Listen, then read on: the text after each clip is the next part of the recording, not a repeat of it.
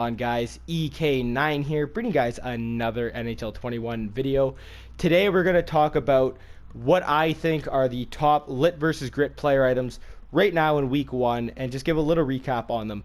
So I'm going to do the top 5 of the basic ones and then do my assessment on the 89 cards and give my little rundown on each.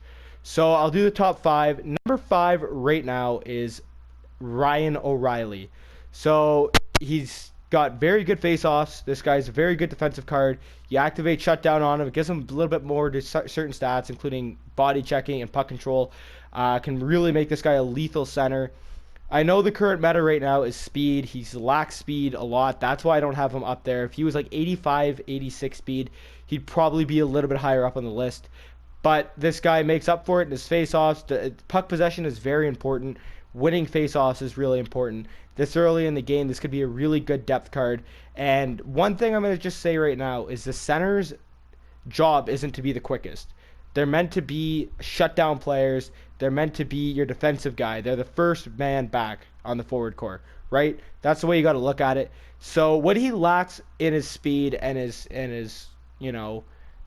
his speed and all of that and his offensive abilities, he makes up for it with his defensive abilities, and that's what he's more known for. He's a very good, two-way forward, and I think this card is very, he could be very good fit for a lot of people's teams.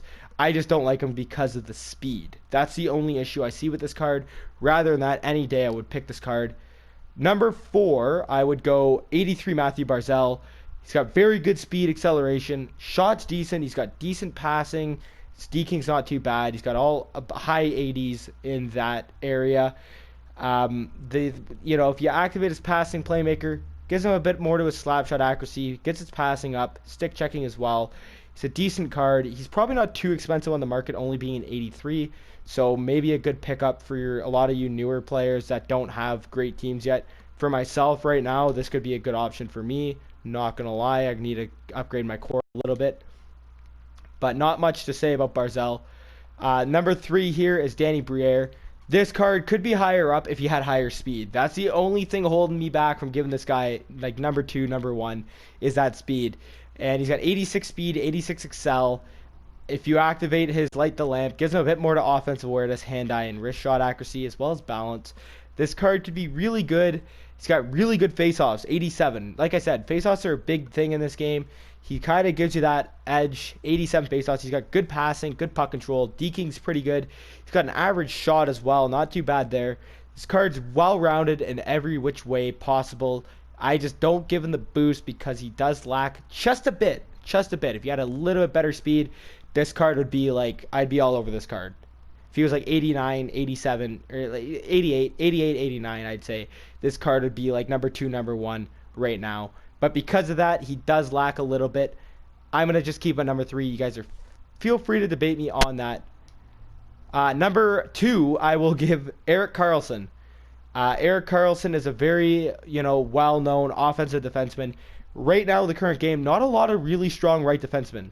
There's not a lot of great ones to go from, I've noticed at least. And right now in the current meta of speed, he's already got 88 speed. He's got 88 excel. But if you activate the howitzer, it gives him a +3 to speed. His wrist shot power goes up and his slap shot power as well. He's got 83 accuracy on the slap shot. This guy could fire a lot of goals from the point. His transition game is going to be phenomenal. Great deking, great passing, great puck control. This guy is going to be the all-around defenseman you need. Lacks a little bit at hitting. His defensive abilities lack just a tad, but right now in the current meta, this card is going to be one of the cards that I think a lot of people are going to go for, and he's going to be probably on a lot of people's teams. And one more thing I'm going to mention to you guys, and this is really, really crucial, is that for these smaller cards, like the 86s, 84s, 85s, mostly I'd say the lit cards get the advantage. But when we go to the higher end cards, the 89s, the master set cards, it's the opposite for the most part. And you'll see what I mean, but I have to just state that right now, is that for the most part, I give the advantage to the lit cards, except when we get to the higher overall ones. And I would recommend Cam Neely here, guys, because, Cam Neely's an 87 overall, but with that 82 speed and 82 excel, he only really has his shot. He's not the strongest card I wouldn't recommend him. He's going to be pretty expensive and not worth it for how slow he actually is. But number one, guys, and this is why I picked him, is because he has a speedster synergy. It's Matt Duchene. He had 90 speed to begin with, but he gets a +4 bonus with speedster activated. That is one of the fastest cards in the game right now. And if you put on his +4 as well with speedster, gives him an 87 shot power. This guy's going to be a sniper and he's going to be a speedster all in one. Doesn't have the best passing or deking stats, but who needs that when you just burn through everyone? You know what I mean? His face-offs are still okay, 83. I don't know if I'd use him on center or if I'd use him on the wing, but either way, he's not gonna be too expensive either. He's only an 84. This guy's probably gonna go for about 25, 30K right now, I'm assuming.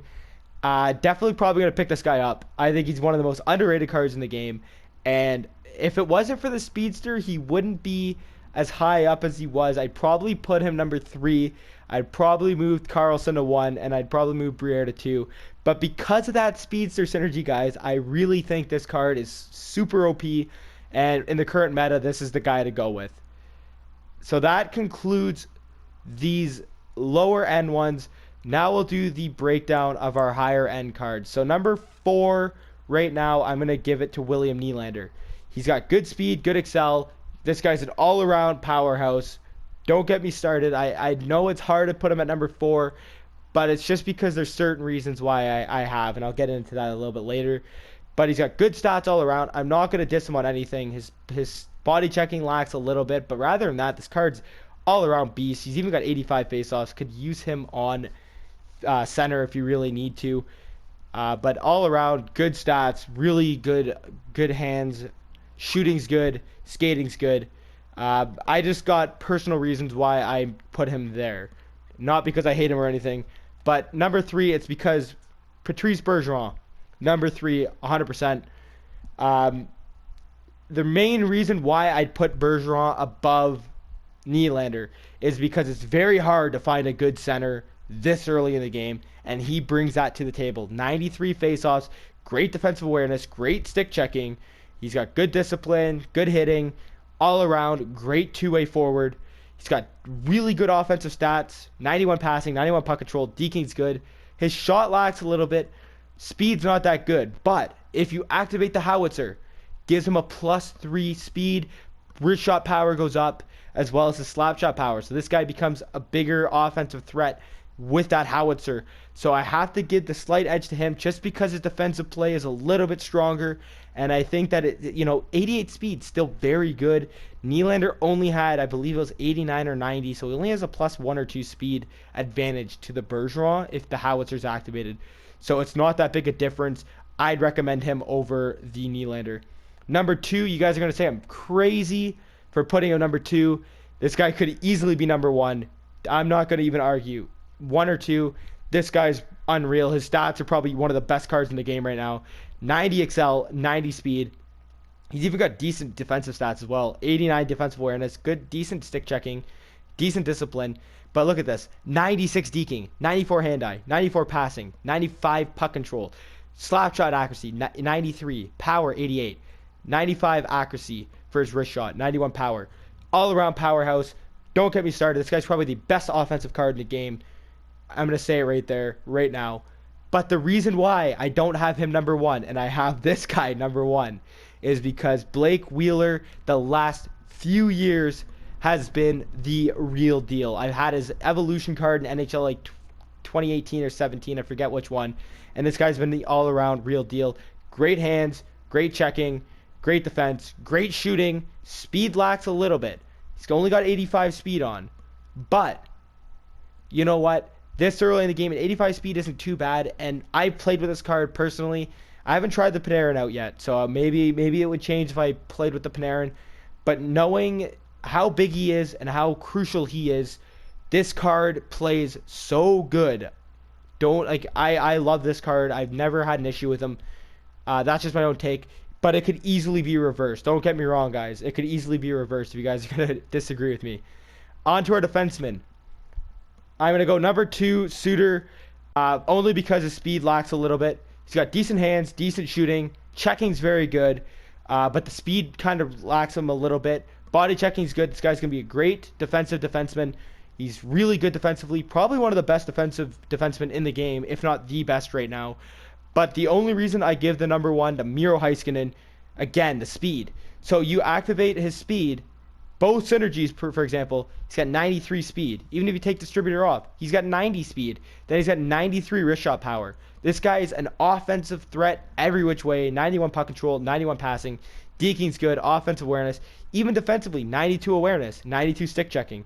He's basically everything that Suter is. He's even got 85 hitting, guys. He's basically everything Suter is, but more offensively gifted. And then he's got a +3 speed bonus. I think this is probably the best defensive card in the game right now. 100%. Let me know your guys' thoughts on that. You know, comment in the description if I'm wrong, anything like that. But I hope you guys enjoyed. If you did, leave a like, drop a comment, and sub to the channel if you haven't already. Alright, see you guys soon.